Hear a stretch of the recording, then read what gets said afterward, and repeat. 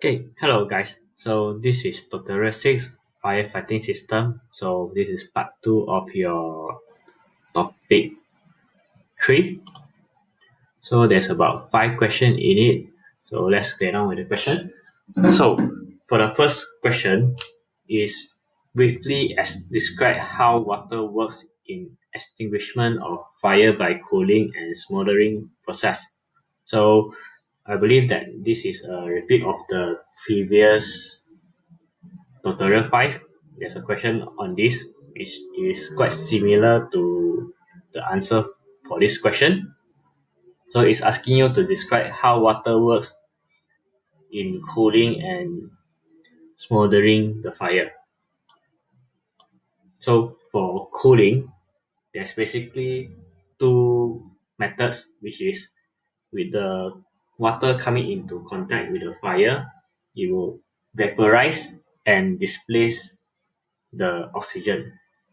And then through the vaporization of water, the water vapor will be able to absorb the heat and cool down the fire. So effectively, water through the cooling process, when the water come into contact with the fire, it vaporizes, and this vapor actually displaces the oxygen. And then the water vapor by itself also absorb the heat from the fire, which means effectively is removing the oxygen and the heat from the fire. So there's two components in which the cooling process extinguish the fire. Okay, next is the smothering. So with smothering, when water comes into contact with fire, which means is turning from liquid to vapor, vaporizing, then the volume increases a lot of in a very high pressure. So when the volume increase, the pressure increase. So with this saturated steam, it places an equal amount of air surrounding the fire. So through smothering process, liquids turn to vapor. And when this happens, this reduces the volume of air available to sustain the combustion. So through the smothering process, we are effectively removing oxygen from the process of fire. And then when oxygen is depleted or is not available, then the fire will be extinguished.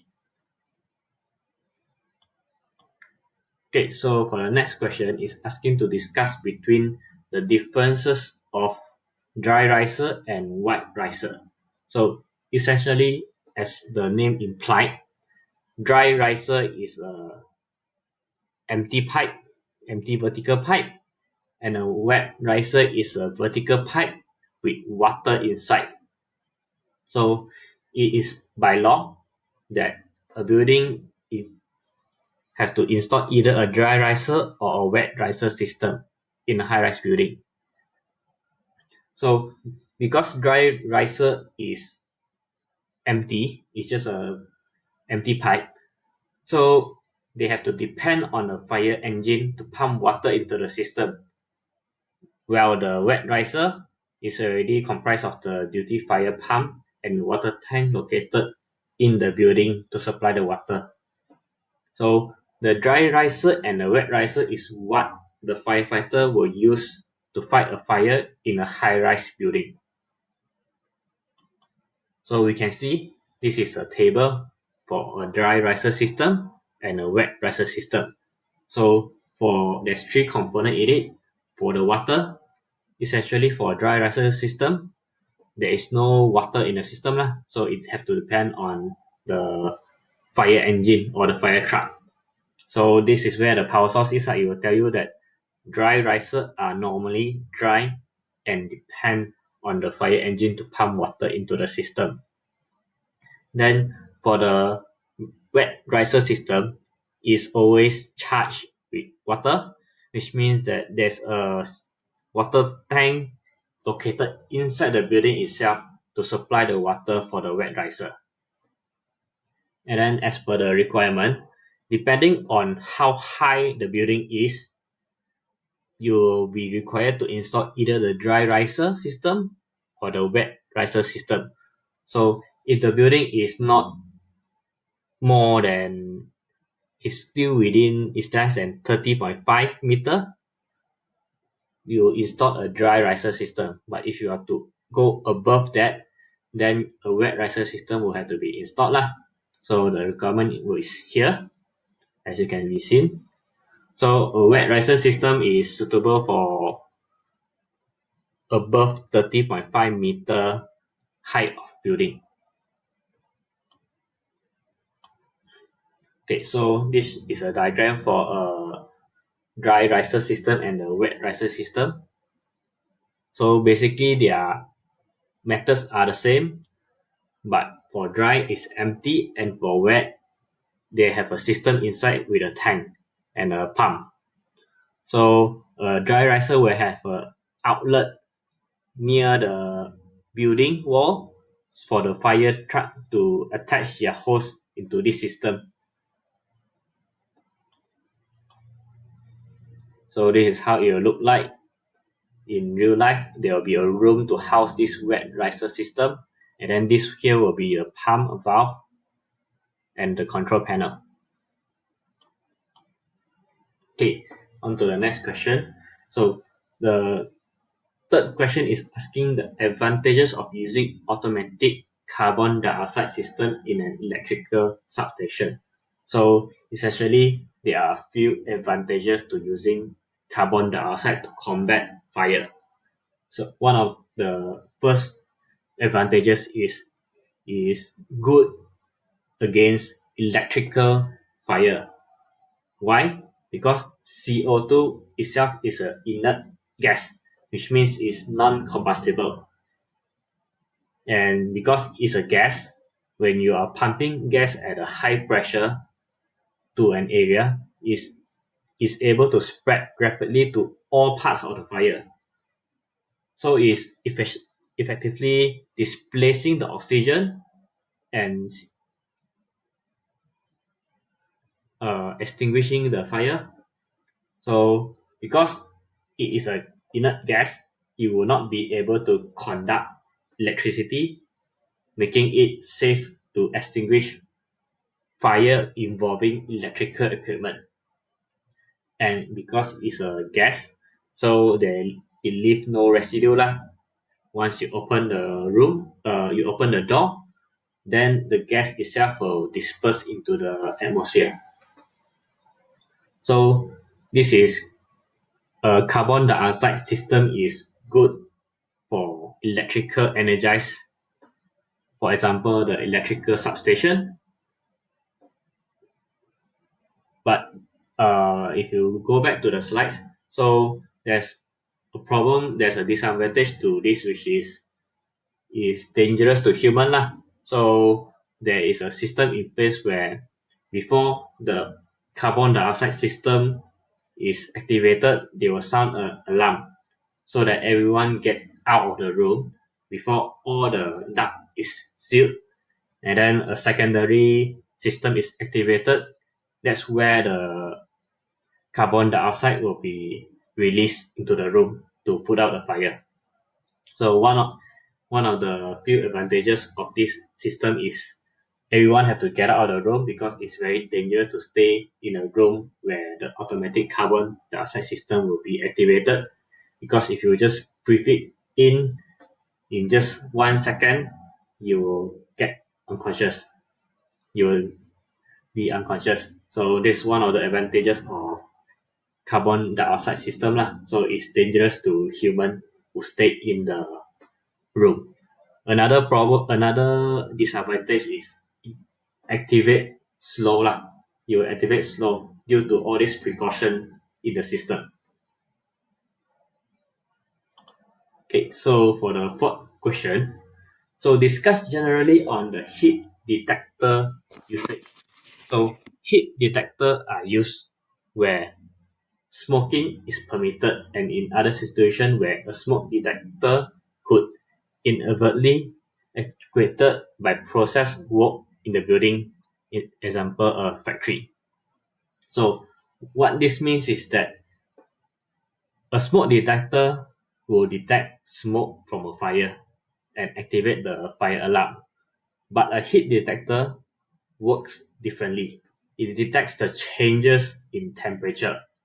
So in a case where an area or the work generates smoke, then a smoke detector will not be good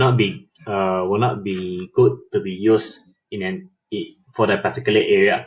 So you do not want your working process to interfere with the detection of fire. So fire to detect fire, there is two way, which is using smoke or using heat. So smoke will, if you are using smoke, then you'll be able to alarm the occupant in the building quickly. But when you are detecting heat, then you have to then the design is more advanced, and the disadvantage is the response time is longer than smoke detector. So a heat detector, the design for a heat detector is more advanced due to the differences due to the different system of design that can be input into this heat detector. And a problem with this heat detector is it will take a longer time to respond rather than a smoke detector lah. So a smoke detector just detects the smoke in the air, and you'll be able to quickly, immediately sound the alarm. But a heat detector have to detect the changes in the temperature for it to identify that there's a fire going in around. There's a fire at a particular area. That's why it has a longer response time as compared to a smoke detector. So there's two design. The first design of the heat detector is a fixed temperature. So this is the most common type, which means that the heat detector will detect a fixed temperature of, let's say, 70 degrees Celsius. Once the temperature in the room reaches that level of temperature, then the heat detector will get activated and it will sound the alarm that there's a fire in that particular area. Another method is the rate of rise heat detector. So for this rate of rise heat detector, it operates on a rapid rise in element temperature of 12 to 15 or 6 to 6.7 to 8.3 degrees Celsius increase per minute. This means that doesn't matter how high the starting temperature is, when it detects a very rapidly increase in temperature, then this heat detector will activate and send a signal to the system that there's a fire going on. So for this type of heat detector, you're able to operate at a lower temperature fire condition that will be possible if the threshold were fixed. So there's two methods of how the heat detector will work. So for the rate of rise, you can actually it can actually detect fire faster than the fixed temperature. Okay, so this is the last question. There will be it's actually split into two, which is a theory and a calculation question. So for the first part is to list the function of an automatic sprinkler system. And then for the second part, you have to do the calculation for the number of sprinkler head required and to do a rough sketch on the sprinkler head for in this case, a plastic factory with a floor area of 15 times 12 meter. So for the first part, which is the automatic sprinkler function, so they have four functions, which is to detect the fire, control the fire and extinguish the fire, and lastly is to warn the occupant of the fire. So you have a automatic sprinkler in place. You want to be able to do a lot of function, not just warn the occupant of the fire. So this is a sprinkler. Once the sprinkler is activated, it needs to be able to detect the fire to activate the water so that they can control the fire. And then you need to take a further step to warn the occupant of the building to get out of the building and also to extinguish the fire.